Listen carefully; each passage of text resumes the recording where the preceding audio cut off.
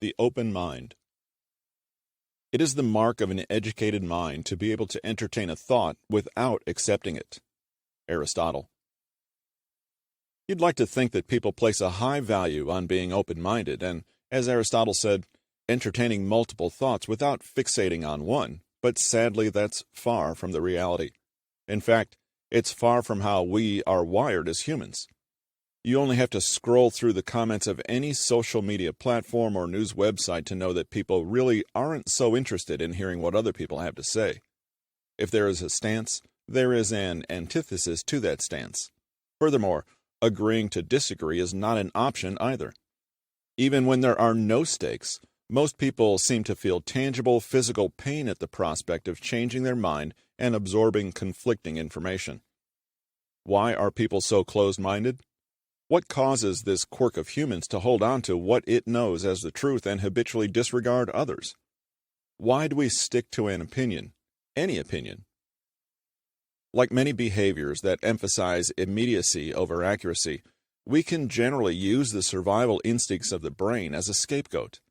It may sound cliché to say at this point, but it's the truth that the human brain is still stuck in the African savanna about 10,000 years ago and hasn't quite turned down its alarm systems for modern living. Certainty won, while hesitation was hunted down and eaten for dinner. Being closed-minded is just basic humanity in action. It's not a mistake or glitch. It's actually an intentional feature of our psyche. But beyond that, there are plenty of other factors that keep us from listening to others.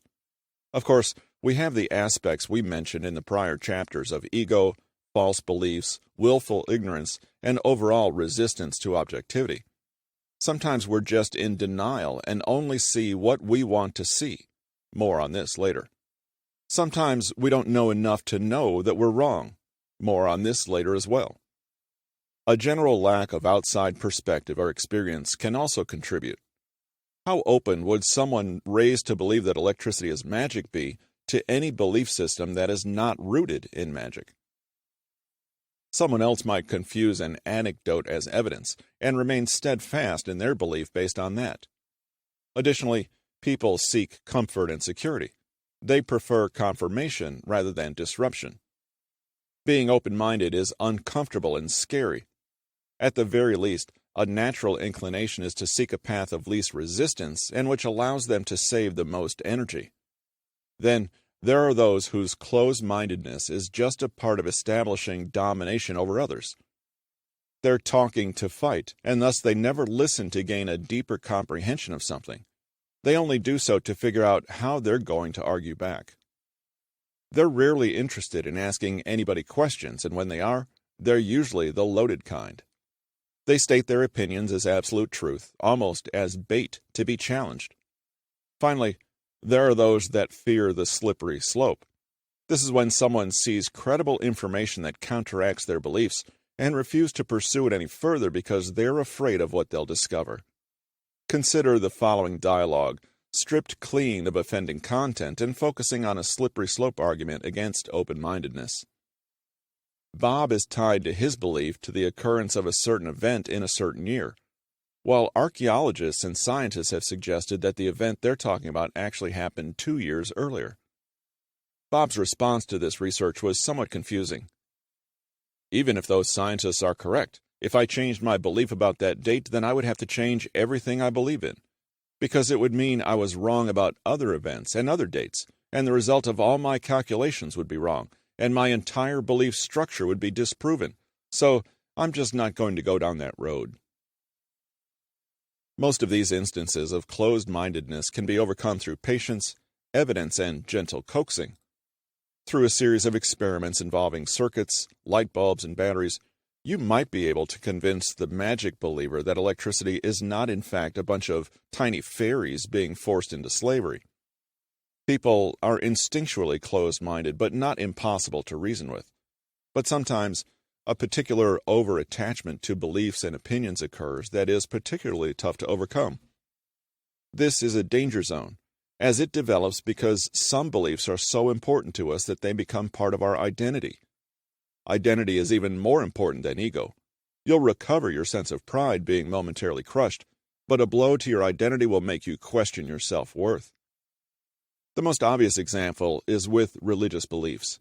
It would be accurate to say that people attach their identities to these various beliefs. In fact, it even becomes a way that we describe ourselves. I'm a Christian or Muslim, and so on. But it even pops up in so-called rivalries between fan bases of different television shows or technology companies. I'm an Apple fanboy, or I'm on Team Jacob. To be told that Team Edward is the correct way to be is a blow to you as a human, your opinions, your worldview, and your life.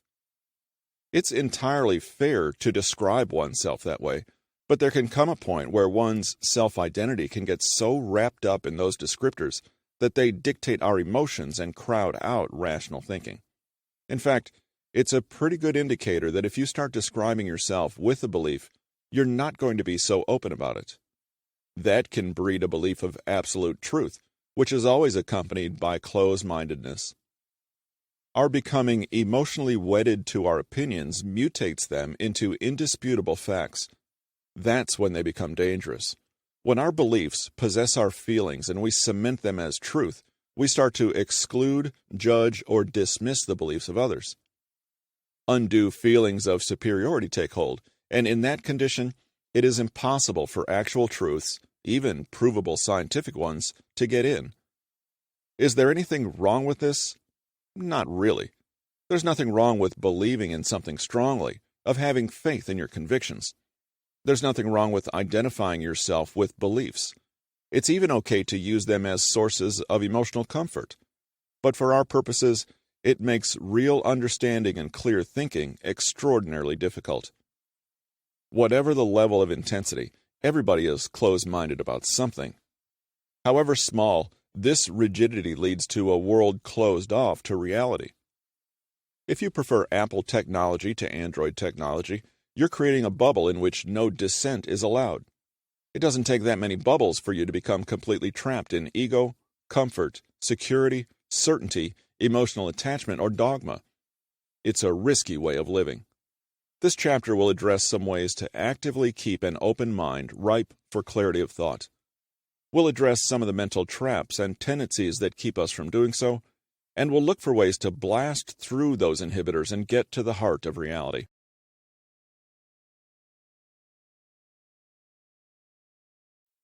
And finally, if you'd like to join the multitude of people that have left us comments and questions regarding the podcast, you can email us at kingpodcast@newtonmg.com or visit bit.ly/pkcomment.